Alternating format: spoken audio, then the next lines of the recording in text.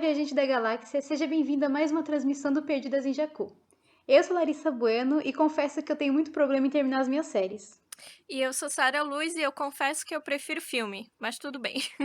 E hoje a gente tá aqui para falar sobre elas, as nossas amadas, as nossas queridas séries. É fato que elas entretêm demais, e graças às plataformas de streaming como a Amazon e a Netflix, ficou muito mais confortável ficar horas maratonando várias séries, ainda mais nesses tempos de quarentena. Essas plataformas facilitam muito a nossa vida de fã. Mas ao mesmo tempo, é um saco quando essas mesmas empresas, que para muitos são salvadores do tédio, resolvem simplesmente cancelar aquela série que você estava viciado. E pior ainda, no meio do enredo, ou o que é mais horroroso ainda, no começo da história. Ou seja, quando nem deu tempo de sentir o gostinho da história. E a nossa querida Netflix é craque em jogar um balde de água fria nos fãs com seus cancelamentos inesperados. E esse episódio é um apelo para que a dona Netflix tenha piedade dos nossos pobres corações. Por favor, Netflix, salva nós. E vamos à lista das injustiçadas, então. A gente começa com Annie with E.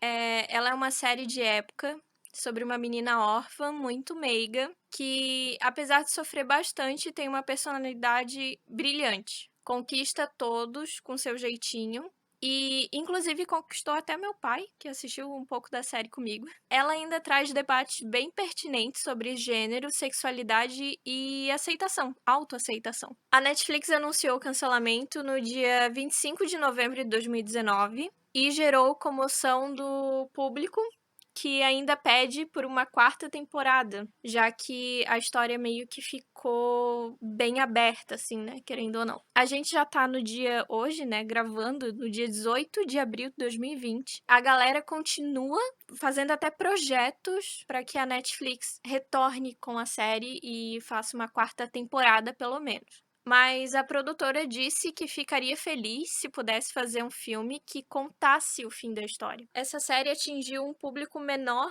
e diferente do que o canal CBC e a Netflix desejavam. O público estava entre 24 e 25 anos. Os possíveis problemas entre a própria CBC e a Netflix ajudaram a aparentemente acabar com a série. A gente também tem outra série que eu não sei se muitos conheciam, mas pelo que eu andei acompanhando, tinha bastante gente que gostou muito dessa série, descobriu essa série, que é Spin Out, ou no Brasil ela foi meio que traduzida como Spin Out. Ela veio para mexer com os corações dos fãs de patinação artística, como eu, e conta a história de uma patinadora solo prodígio. Ela foi traumatizada por uma queda que quase levou à morte dela. Ela sofreu um traumatismo craniano, se eu não me engano, e também um trauma emocional. Durante a série, ela tem que lidar com a falta de dinheiro para continuar treinando, com a sua irmã, que é, digamos assim, uma menina difícil, o transtorno psicológico da própria mãe dela e também manter o tratamento do próprio transtorno psicológico que foi adquirido por conta do transtorno da mãe. As duas apresentam o mesmo transtorno, que é o transtorno de bipolaridade. Essa série, ela trouxe temas como a saúde mental, obviamente, mas não só a existência dos transtornos mentais, mas como esses transtornos afetam suas relações, né, tanto familiares como de amizade e de trabalho, e o tratamento desse transtorno, né, que é o que geralmente as séries que tratam disso abordam, né? Só a existência desse transtorno e não o tratamento dessa condição. Além também de trazer representação LGBTQIA+, assuntos como abuso de menor e as exigências da perfeição do mundo da patinação, que são bem, assim, a galera vem de fora não imagina,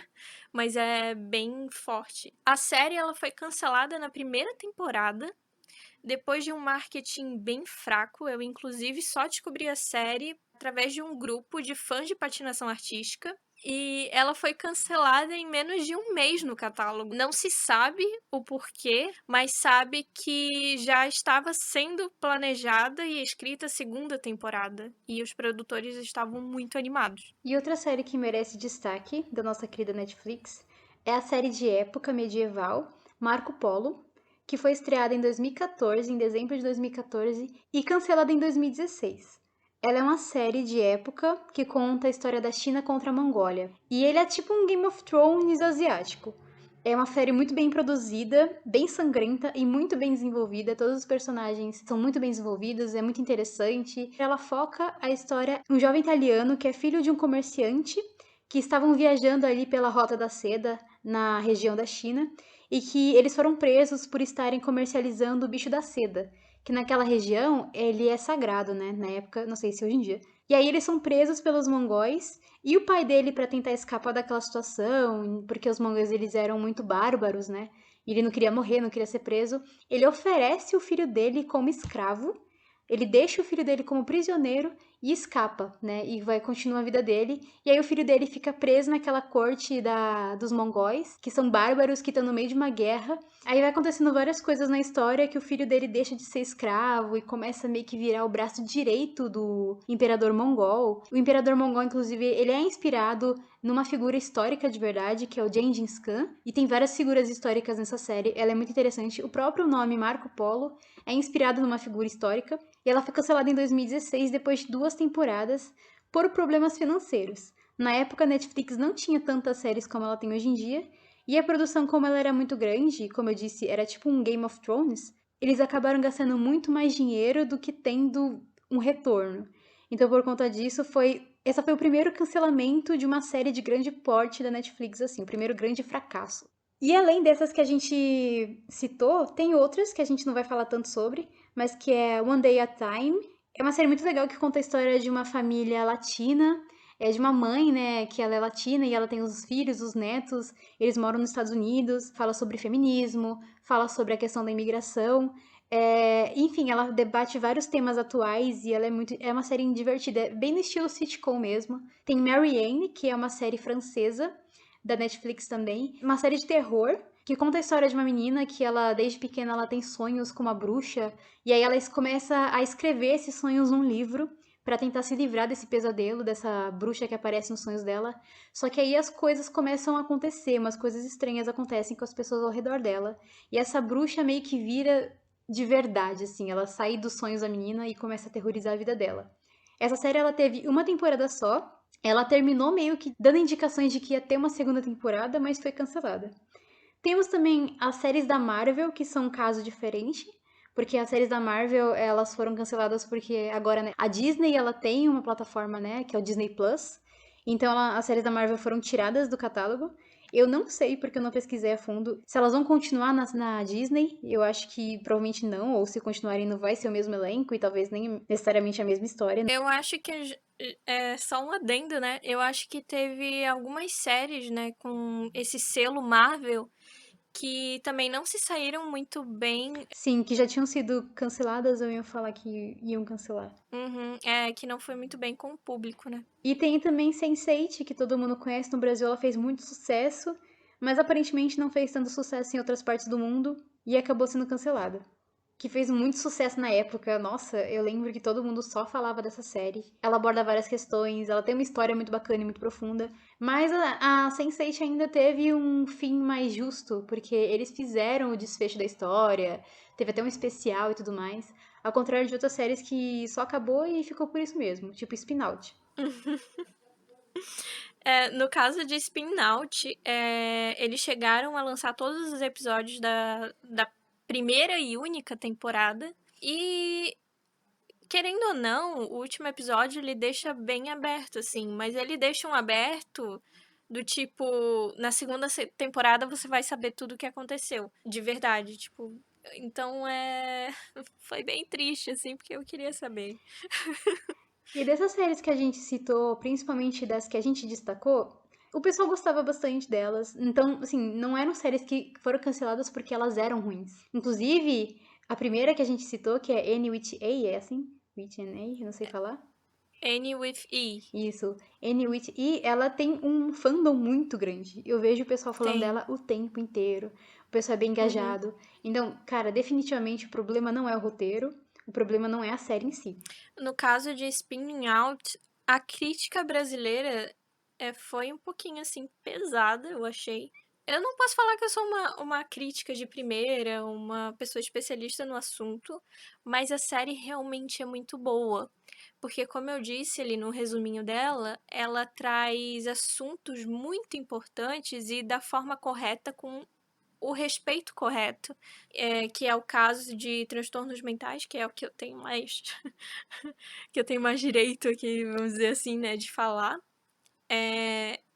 Que é diferente, por exemplo, uma das críticas com a série The 30, Os 13 porquês. Os 13 Porquês, é. A crítica era que a forma como eles abordavam o transtorno psicológico era muito romantizado. Já Spinning Out, ele é completamente diferente. Tem um episódio que ele, inclusive, mostra a diferença. Eu acho que tem mais de um episódio que ele mostra a diferença no como a mãe da Kate, que é a protagonista, lida com o seu transtorno e a forma como a Kate lida com o transtorno. A Kate é uma menina que ela cresceu vendo a mãe sofrendo com toda a questão que causa a bipolaridade. Ela teve decidido na vida dela de que queria fazer o tratamento corretamente, diferente da mãe dela. Muito sensível. A forma como eles lidaram com isso foi muito sensível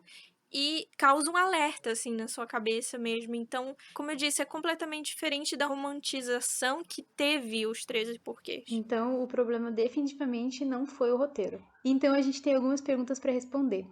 O problema não está no roteiro, nem sempre está no roteiro. Então, o problema seria aonde? Seria da própria Netflix? Será que a Netflix não produz muita coisa? O que você acha, Sarah? Então, eu acho que ela começou realmente a produzir muita coisa, inclusive agora ela querendo entrar nesse espaço hollywoodiano de filmes, né? Sim, isso é verdade. Ela querendo seu espaço ali e tá sendo, querendo ou não, massacrada também, né? É um ambiente que ela tá sendo muito difícil para ela conseguir um espaço ali, né? O Oscar, a maioria das indicações era da Netflix, e mesmo assim parecia que tava meio que travado, assim, eles não queriam dar os prêmios, sabe? É porque é academia, né? A academia do cinema, a academia da televisão, ela é muito arcaica, ela é Conservadora. muito conservadora em tudo. Então, assim, não tente, você não ouse tentar entrar no nosso território. Uhum. E a Netflix, ela não é vista como uma produtora de filmes hollywoodiana. Ela é vista como um aplicativo de celular. Então, como ousas um aplicativo de celular produzir conteúdos melhores que os nossos, em maior quantidade, agradar mais público e querer competir e ganhar prêmios com pessoas renomadas do mercado, que passa. E outra coisa também é porque eles falam que as séries da Netflix não passam por festivais, então que você tem que passar por festival pra provar que você é bom nessas coisas. Inclusive, a Netflix, ela até deu uma volta nessa questão, porque teve uma série dela que foi pra um festival, e aí eles não tiveram argumentos, né? Acho que não sei se foi uma série ou um filme. Os filmes foram sim para festivais. Marriage Story foi para os festivais e fez. Assim, eu não sei se vocês sabem, mas Adam Driver, ele praticamente varreu os prêmios nos festivais do Joaquim. Então, assim, a Netflix, ela pegou e falou assim, ah, beleza, você não vai deixar eu competir? Deixa eu sabotar vocês aí. Então, ela tá conseguindo, quem sabe mais pra frente. Muito bem feito. Quem sabe mais pra frente, então isso não muda. Mas assim, a Netflix realmente ela produz muita coisa, não só É, séries. Mas é aquilo, ela é uma produtora, né? Tipo, ela deixou de ser apenas uma plataforma de streaming. O problema é essa questão da administração, que parece que tem séries que ganham um destaque maior, e isso é normal, acho que no mercado, no modo geral. E tem outras que são meio que deixadas no porão, sabe? uhum. No porão da Netflix.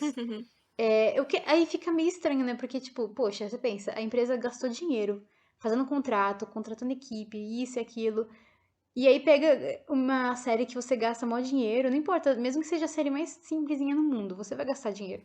Sim. E no final ela nem se esforça pra divulgar, nem se esforça pra fazer um marketing decente, nem se esforça pra que o público goste e queira assistir, porque tem série que às vezes eles estreiam na plataforma e às vezes você nem aparece lá tipo um trailerzinho, sabe? Quando você entra na Netflix, Uhum. que tem Isso. aquela página inicial, tem série que nem vai pra lá. Então é bem justo. A Netflix ela tem esse problema com gerenciamento, o que não deveria ser, porque eu tenho certeza absoluta que não é só uma equipe de marketing que trabalha. Na Netflix inteira, eles devem ter várias equipes de marketing diferentes pra cada coisa. Então, assim, Exatamente. é questão. Eu achei que tipo, é uma questão mais interna, sabe? Na minha visão. É uma questão interna de que, tipo, tem um interesse ali de, eu quero que essa série aqui ela ganhe um público maior por causa de X, Y motivos. Uhum. Então deve ser uma questão mais interna. É, Não porque a Netflix é burra, sabe? E ela não sabe administrar, porque ela tem dinheiro e equipe pra uhum. isso. Uma coisa também que eu comecei a perceber, assim, que, tipo, meio que não importa, eles só querem ir lançando, sabe? Tipo, se tornou uma grande infraestrutura de simplesmente selos Netflix, sabe? Tipo, Virou uma pirâmide da Rinodê de séries Netflix. sela e manda, sela e manda, sela e manda, sela e manda, sabe? Tipo, parece Produção em massa. produção em massa, isso, exatamente. Isso me deixa muito chateada, porque parece que meio que não dá o devido valor pro roteiro em si, que é a coisa que deveria ser mais importante, né? E pros fãs. Não dá uma analisada se aquela série ela precisa existir. Porque agora eu vou dar uma criticada, porque ultimamente tem chegado no catálogo da Netflix séries muito parecidas com outras séries que já existem. Uhum, é isso. Os personagens se parecem, o enredo é muito parecido, o plot é muito parecido, sabe? Então eu fico, pra que vocês estão lançando uma série pra competir com uma série de vocês que já existe? Uhum, Você tá competindo com você mesmo, não faz sentido. Então é que esse negócio de produção em massa é você produzir tanto ao ponto de você não dar o devido valor pra séries que são boas e que têm potencial e que talvez só precisem de uma divulgada, de uma atenção melhor. E você produzir coisas que não precisavam estar lá, não precisavam é, acontecer, porque não fazem diferença é nenhuma. isso. É mais o mesmo. É, e você perde o controle, né? Ou seja, a Netflix parece que perdeu já o controle do que tem ou que não tem no catálogo dela, né? Do que vai ou não vai com o selo dela. Porque é um problema de toda empresa grande, né? Você cresce, e quanto mais você cresce, mais pessoas entram para trabalhar ali, mais interesses acabam gerando financeiros ou outros interesses, e você perde controle, porque tem várias pessoas querendo coisas diferentes ali, e o público não quer saber dos seus problemas internos, o público quer receber algo legal para assistir, para consumir. A gente tá pagando, né? As pessoas pagam, né? Como se fosse de graça. Não é tipo YouTube. YouTube você. Inclusive tá ficando mais caro, hein? Inclusive tá ficando mais caro, eu não gostei. Inclusive Netflix, a gente tá aqui falando críticas, mas se um dia você quiser patrocinar a gente, Ou contratar a gente, tá? contrata a gente, faz um Netflix podcast. Netflix, enfim, isso aí. Então, dane-se os interesses diferentes dentro da plataforma, só lance coisas de qualidade. Isso. O consumidor quer assistir coisas que sejam pertinentes. E não faz sentido. Às vezes você cancela séries que são legais e Uhum. bacanas. E aí você renova umas séries toscas que às vezes não tinha necessidade. Exatamente. Eu acho é muito aquele contexto, aquele conceito de quando você assiste um filme. Aí o filme é legal e tal, faz sucesso. Só que o filme, tipo, ele é legal sozinho. Aí passa um ano, eles lançam a continuação do filme. É, Que não tem necessidade, depois eles lançam outra continuação, tem 5, tipo, Velozes e Furiosos, que eu não sei pra que tem 20. E não sei por que as pessoas gostam de ver filme de carro correndo, gente, pelo amor de Deus. Tem Fórmula 1 na Globo de manhã, sabe, nos finais de semana. exatamente.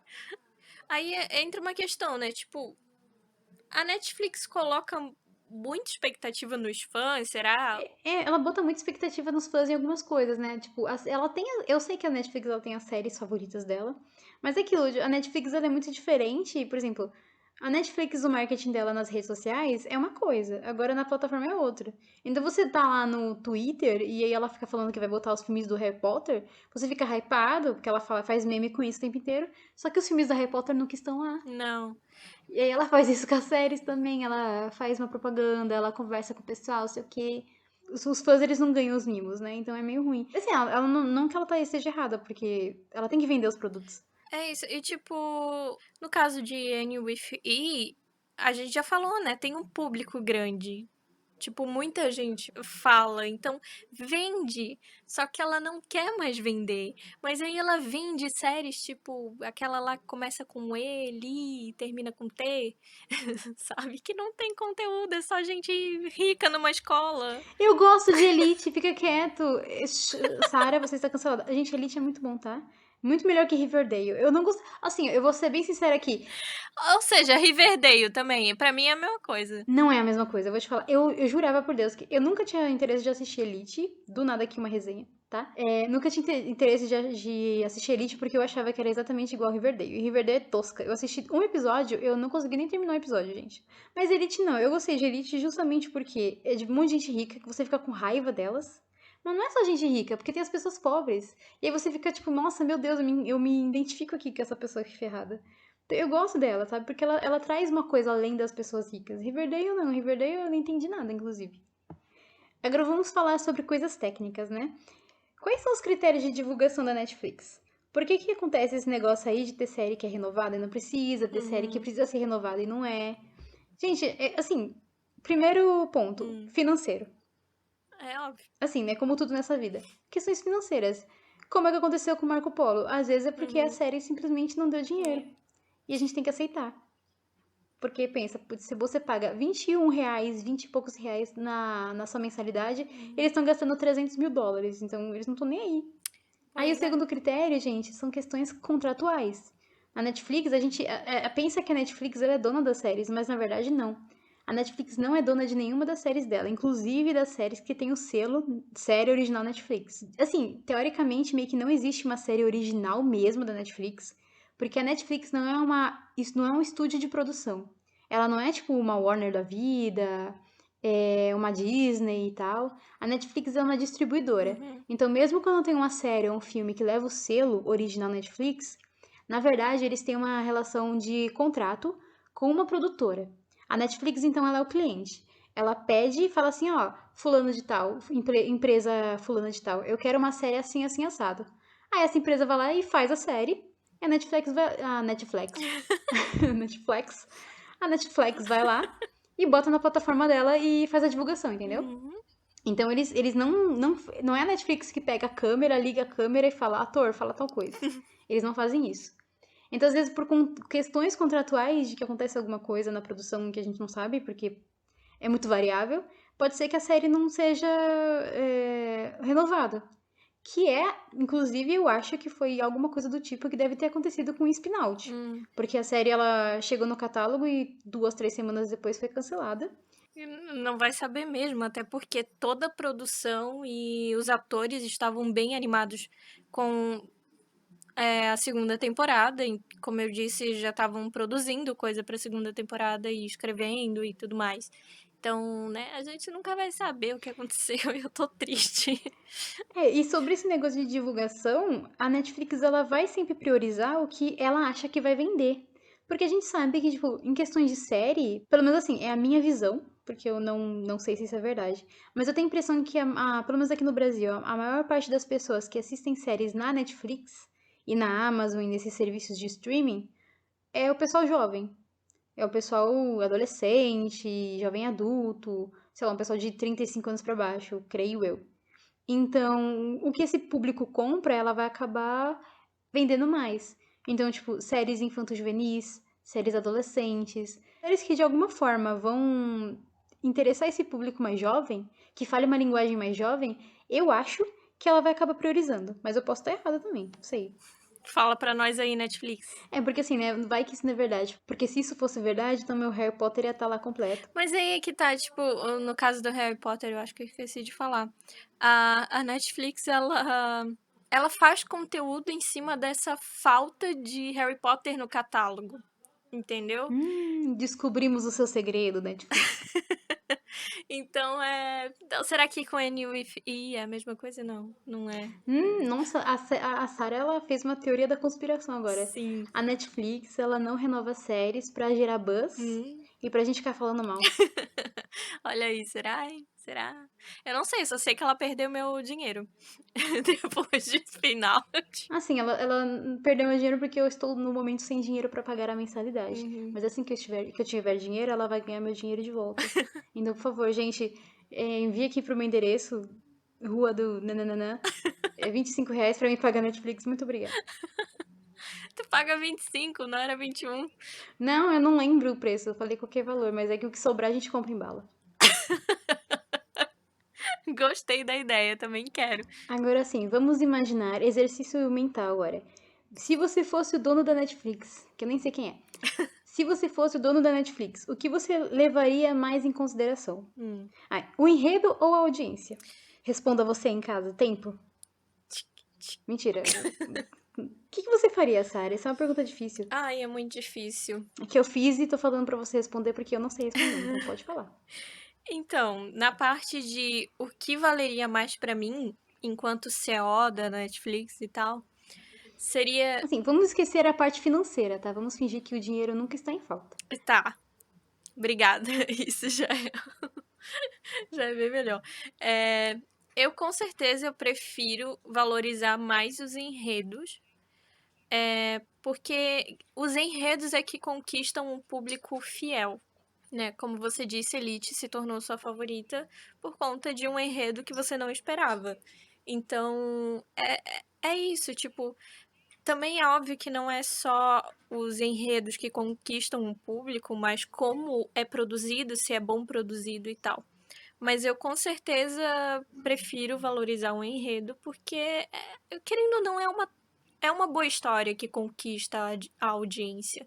Agora, como trabalhar sem esses dois pontos, sem causar problema um no outro, eu não faço ideia. Mas na minha cabeça é justamente isso. A audiência vai ser conquistada através de um bom enredo, que é o caso de Annie with E, que apesar de ser, essa série é baseada numa série de livros, se eu não me engano, É um romance bem antigo.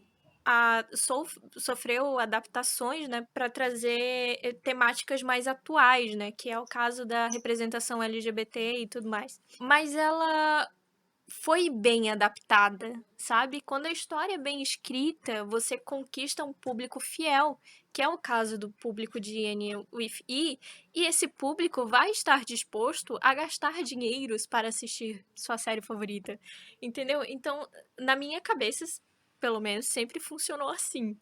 E eu acho que é um ponto muito positivo, porque se você consegue fazer um roteiro, um enredo tão trabalhado, você vai conquistar uma coisa que é muito importante, que é fãs. E se Isso. você tem fãs, você tá. Cara, se você tem fãs, você pode ter 5 fãs. Mano, você tá. É muito melhor você ter 5 fãs do que você ter 0 fãs, entendeu? Não adianta nada você produzir um bagulho de qualquer jeito, clichêzão, que as pessoas vão assistir apenas pra passar o tempo, se você não conquista fãs. Porque a partir do momento que você pode escrever o que você quiser, você pode fazer o que você quiser da sua vida, no meio artístico, né?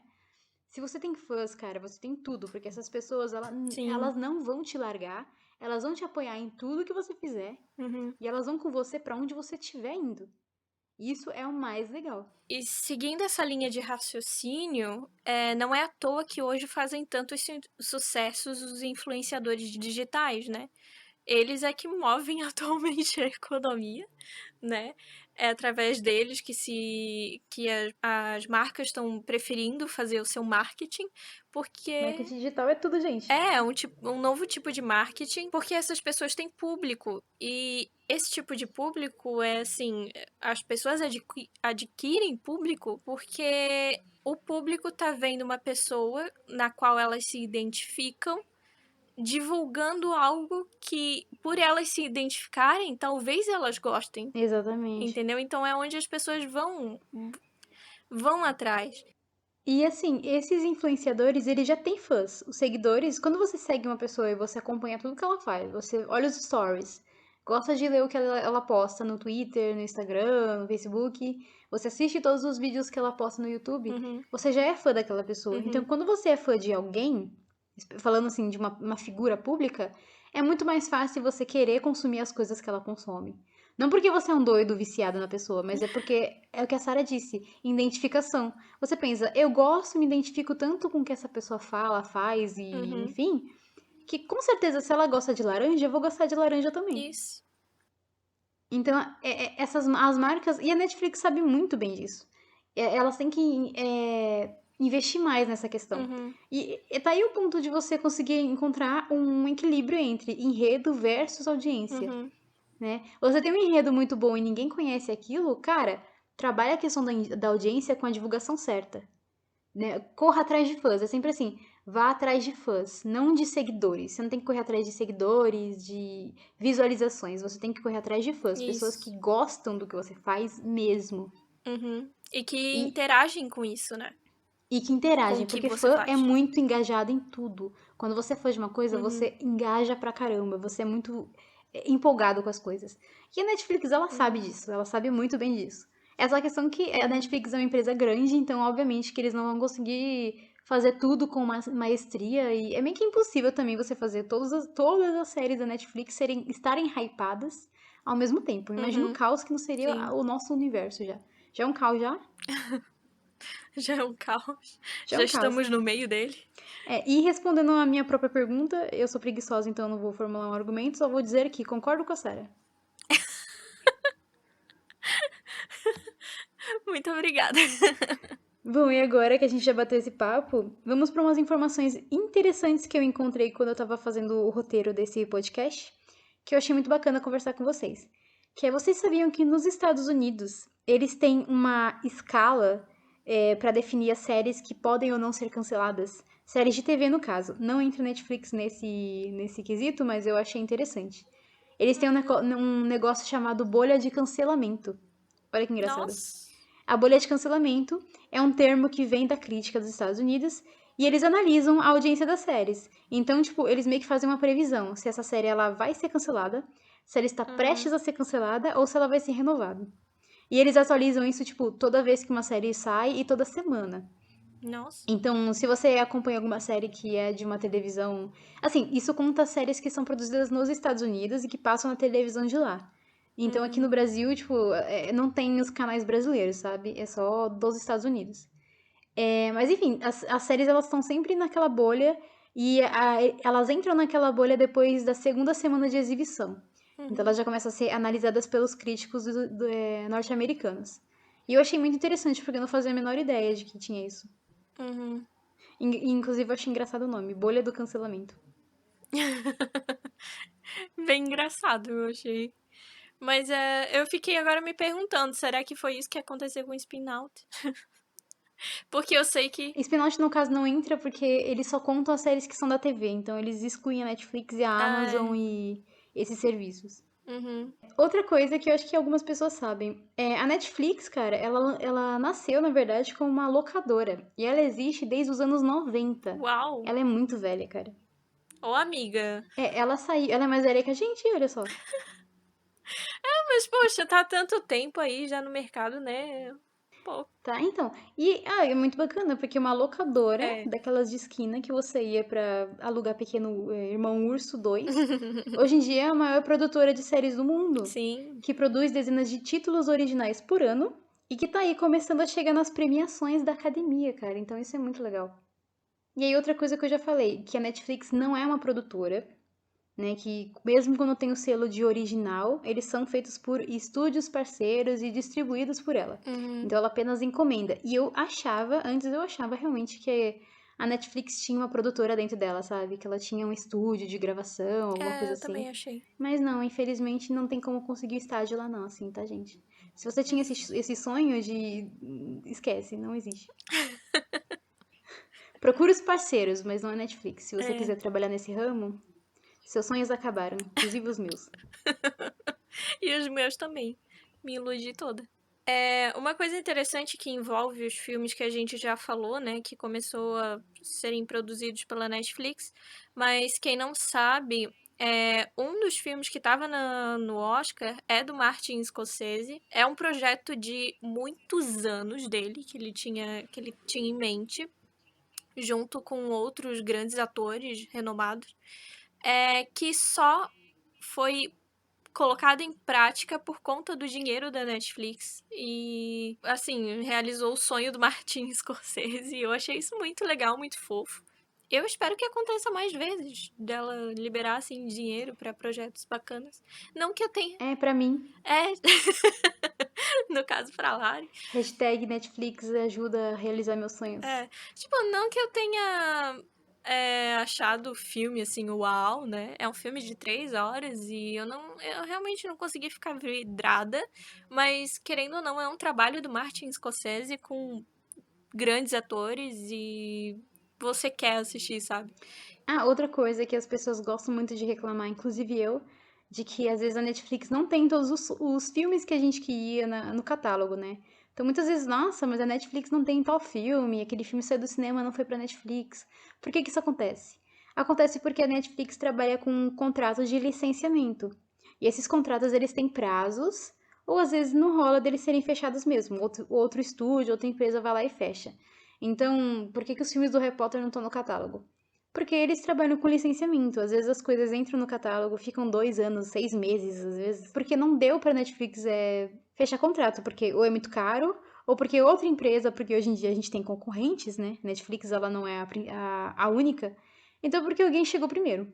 Ou porque, sei lá, os produtores só não têm interesse de botar na Netflix. O Inclu- que, na minha opinião, é burro, porque a Netflix é incrível, tá bom? Uhum. Então vocês que lutem que vão ter um monte de gente baixando torrent depois, pirataria não. Isso. É uma coisa que eu acho que a gente esqueceu de comentar, né? A existência dessas grandes plataformas de streaming, ou o crescimento dessas plataformas, elas estão sendo muito eficazes contra a pirataria, né?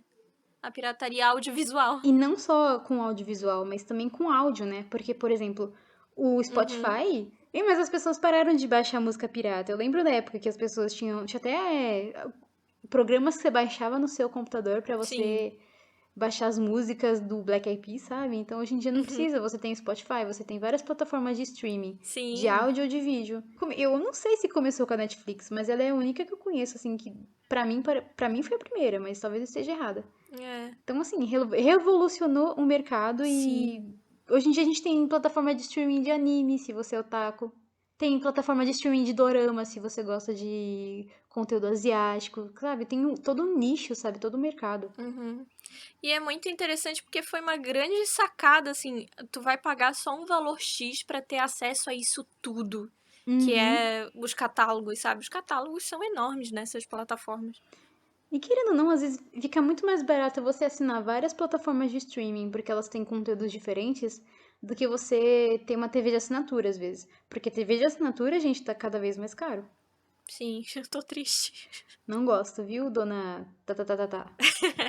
Inclusive, elas agora só vendem plano de Wi-Fi com a TV. Sério?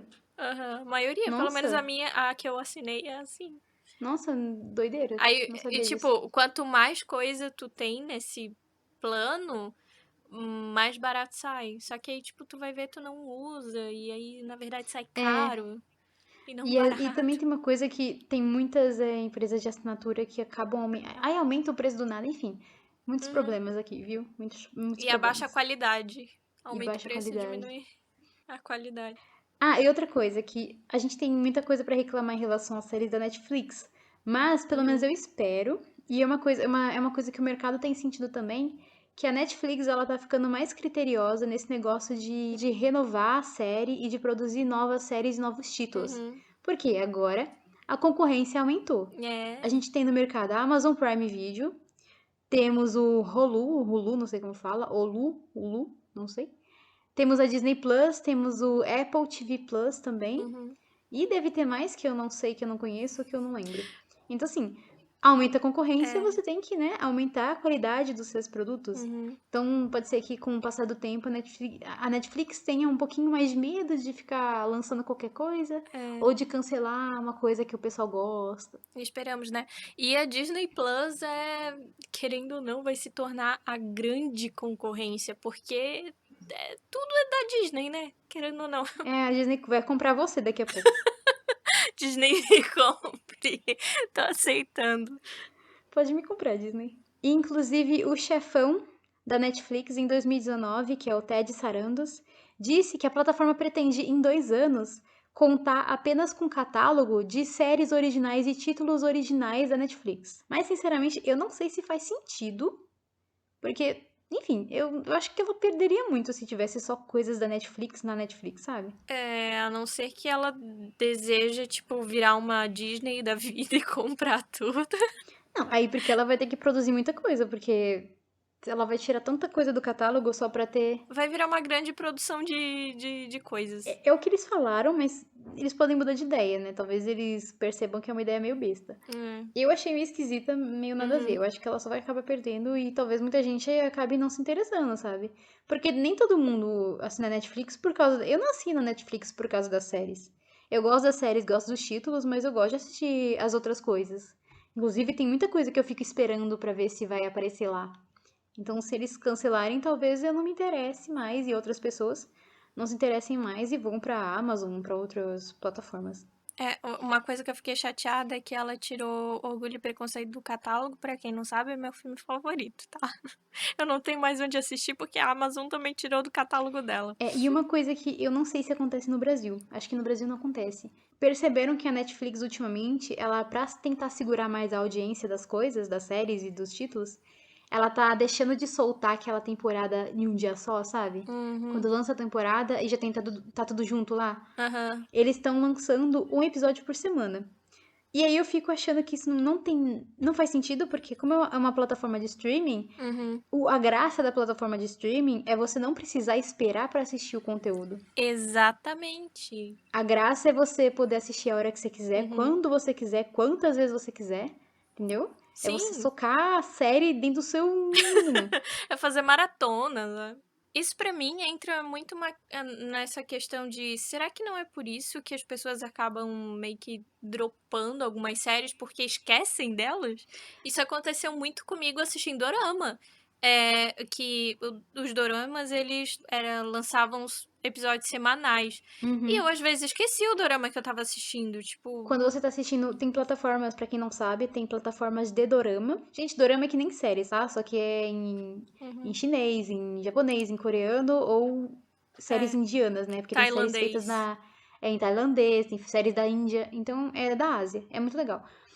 Mas na Viki, quando a série ela tá. É que assim, a Viki é o seguinte: as séries elas são feitas na televisão lá da Ásia e Uhum, depois elas são disponibilizadas na internet para pessoas que não moram na Ásia, entendeu? uhum. Essa é a grande sacada geralmente delas. A série ela foi lançada, o episódio foi lançado na televisão do Japão, aí eles colocam um episódio que foi lançado alguns dias depois na Viki.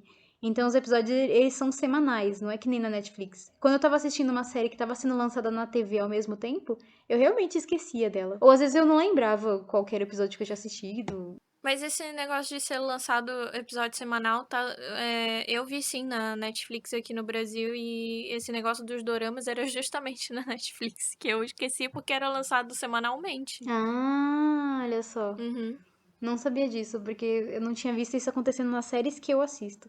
É, Isso, pra mim, assim, essa é a minha opinião. Pra mim não faz sentido, porque isso é regressar ao que acontece na televisão. E a intenção da Netflix sempre foi ir contrapartida à televisão. uhum. Ah, outra coisa também que aí eu acho muito louco, que assim, tem muitas séries, não acontece no Brasil também ainda.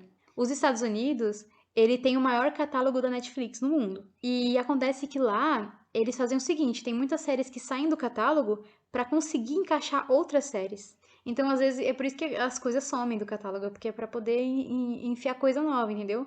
Enxutar com novidade. Que é o que acontece na televisão também, porque às vezes eles tiram coisas da programação quando uma novela, algum programa não dá muita audiência, ele simplesmente some e aparece outro no lugar. Ou então estendem o horário de um programa que faz mais sucesso. Isso de cancelar ou retirar séries do catálogo pra colocar coisa nova é meio também ridículo e copiar a televisão, sendo que essas plataformas eram para ser bem mais vantajosas do que a televisão, né? Bom, é isso. São curiosidades muito legais. Eu não sabia da maior parte delas. Mesmo eu sendo do mercado de audiovisual, que eu me formei em audiovisual, a gente não estuda streaming, tipo, não a fundo, né? E é bacana ver como é que elas funcionam, às vezes meio igual à televisão, às vezes diferente. Então é sempre bacana a gente tentar entender como que funcionam as coisas que a gente consome, né? É isso. Então foi isso, pessoal. Aqui se encerra mais uma transmissão do Perdidas em Jacu. Não se esqueçam de comentar o que você achou nas nossas redes sociais, Facebook, Twitter e Instagram. E assim, se você não quer perder nada do que a gente lança, se você fica, meu Deus do céu, quando que sai novo episódio, não se esqueça, A gente tá lançando toda sexta-feira, às 6 da tarde, tá bom? Não esqueça de marcar a gente ouvindo o podcast com a hashtag Perdidas em Jacu. Lembrando também que a gente tá disponível em praticamente todas as plataformas digitais. Estamos no YouTube. Não se esqueça de se inscrever lá, que a gente tá querendo aumentar um pouquinho assim o número de seguidores, de curtir e compartilhar com seus amigos que gostam de cultura pop. Então, tchau, tchau, gente. Tchau, gente. Obrigada.